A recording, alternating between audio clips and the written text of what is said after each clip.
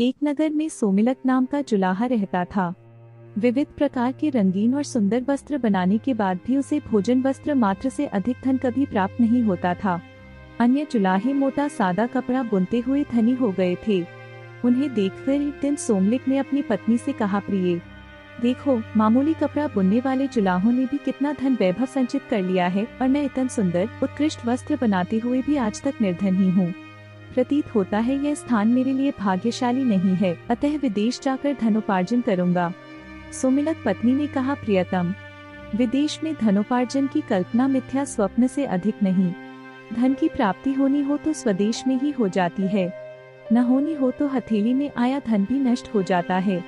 अतः यहीं रहकर व्यवसाय करते रहो, भाग्य में लिखा होगा तो यही धन की वर्षा हो जाएगी। सोमिलक, भाग्य अभाग्य की बातें तो कायर लोग करते हैं। लक्ष्मी उद्योगी और पुरुषार्थी शेर नर को ही प्राप्त होती है। शेर को भी अपने भोजन के लिए उद्यम करना पड़ता है। मैं भी उद्यम करूंगा, विदेश जाकर धन संचय का यत्न करूंगा। यह कहकर सोमिलक वर्धमानपुर चला गया। वहां 3 वर्षों में अपने कौशल से 300 सोने की मोहरें लेकर वह घर की ओर चल दिया। रास्ता लंबा था। आधे रास्ते में ही दिन ढल गया, शाम हो गई। आसपास कोई घर नहीं था। एक मोटे वृक्ष की शाखा के ऊपर चढ़कर रात बिताई। सोते सोते स्वप्न आया कि 2 भयंकर आकृति के पुरुष आपस में बात कर रहे हैं। एक ने कहा, हे पौरुष, तुझे क्या मालूम नहीं है कि सोमिलक के पास भोजन वस्त्र से अधिक धन नहीं रह सकता, तब तूने इसे 300 मोहरें क्यों दी? दूसरा बोला, हे भाग्य, मैं तो प्रत्येक पुरुषार्थी को एक बार उसका फल दूंगा ही। उसे उसके पास रहने देना या नहीं रहने देना तेरे अधीन है।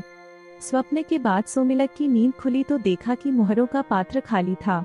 इतने कष्टों से संचित धन के इस तरह लुप्त हो जाने से सोमिलक बड़ा दुखी हुआ और सोचने लगा, अपनी पत्नी को कौन सा मुख दिखाऊंगा, मित्र क्या कहेंगे। यह सोचकर वह फिर वर्धमानपुर को ही वापस आ गया। वहां दिन रात घोर परिश्रम करके उसने वर्ष भर में ही 500 मोहरें जमा कर ली। उन्हें लेकर वह घर की ओर जा रहा था कि फिर आधे रास्ते में रात पड़ गई। इस बार वह सोने के लिए ठहरा नहीं, चलता ही गया। किंतु चलते चलते ही उसने फिर उन दोनों पौरुष और भाग्य को पहले की तरह बातचीत करते सुना। भाग्य ने फिर वही बात कही कि हे पौरुष, क्या तुझे मालूम नहीं कि सोमिलक के पास भोजन वस्त्र से अधिक धन नहीं रह सकता, तब उसे तूने 500 मोहरें क्यों दी?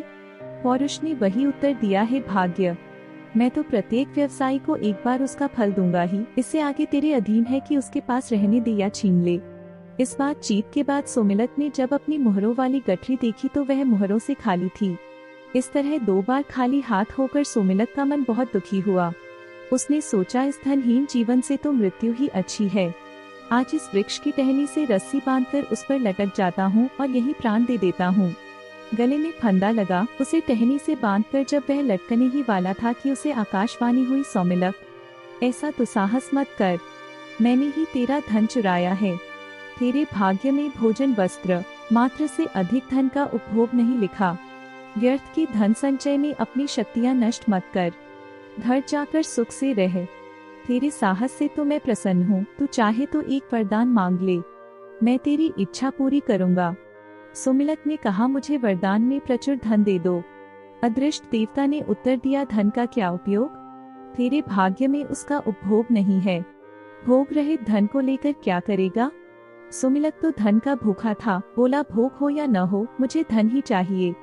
बिना उपयोग या उपभोग के भी धन की बड़ी महिमा है। संसार में वही पूज्य माना जाता है जिसके पास धन का संचय हो। कृपण और अकुलीन भी समाज में आदर पाते हैं। सोमिलक की बात सुनने के बाद देवता ने कहा, यदि यही बात है, धन की इच्छा इतनी ही प्रबल है, तो तू फिर वर्धमानपुर चला जा। वहाँ 2 बनियों के पुत्र हैं, एक गुप्त धन, दूसरा उपभुक्त धन। इन दोनों प्रकार के धनों का स्वरूप जानकर तू किसी एक का वरदान मांगना।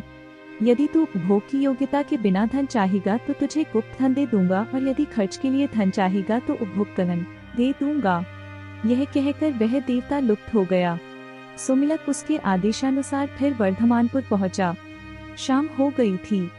पूछता पूछता वह गुप्तधन के घर पर चला गया। घर पर उसका किसी ने सत्कार नहीं किया। इसके विपरीत उसे भला बुरा कहकर गुप्तधन और उसकी पत्नी ने घर से बाहर धकेलना चाहा, किंतु सोमिलक भी अपने संकल्पा का पक्का था। सबके विरुद्ध होते हुए भी वह घर में घुसकर जा बैठा। भोजन के समय उसे गुप्तधन ने रूखी सूखी रोटी दे दी। उसे खाकर वह वहीं सो गया। स्वप्न में उसने फिर वही दोनों देव देखे। वे बातें कर रहे थे। एक कह रहा था, हे पौरुष, तूने गुप्तधन को भोग्य से इतना अधिक धन क्यों दे दिया कि उसने सोमिलक को भी रोटी दे दी। पौरुष ने उत्तर दिया, मेरा इसमें दोष नहीं। मुझे पुरुष के हाथों धर्म पालन करवाना ही है, उसका फल देना तेरे अधीन है। दूसरे दिन गुप्तधन पेचिश से बीमार हो गया और उसे उपवास करना पड़ा। इस तरह उसकी क्षतिपूर्ति हो गई। सोमिलक अगले दिन सुबह उपभोक्त धन के घर गया। वहां उसने भोजनादि द्वारा उसका सत्कार किया। सोने के लिए सुंदर शैया भी दी। सोते सोते उसने फिर सुना, वही दोनों देव बातें कर रहे थे। एक कह रहा था, हे पौरुष, इसने सोमिलक का सत्कार करते हुए बहुत धन व्यय कर दिया है, अब इसकी क्षतिपूर्ति कैसे होगी। दूसरे ने कहा, हे भाग्य, सत्कार के लिए धन व्यय करवाना मेरा धर्म था, इसका फल देना तेरे अधीन है। सुबह होने पर सोमिलक ने देखा कि राज दरबार से एक राजपुरुष राजप्रसाद के रूप में धन की भेंट लाकर उपभोक्तन को दे रहा था। यह देखकर सोमिलक ने विचार किया कि यह संचय रहित उपभोक्त धन ही गुप्तधन से श्रेष्ठ है।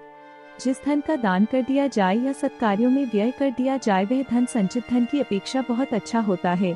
और हाँ दोस्तों, अगर हमारी कहानी आप सभी को पसंद आती है तो एक लाइक और सब्सक्राइब जरूर करें। नमस्कार, जय हिंद।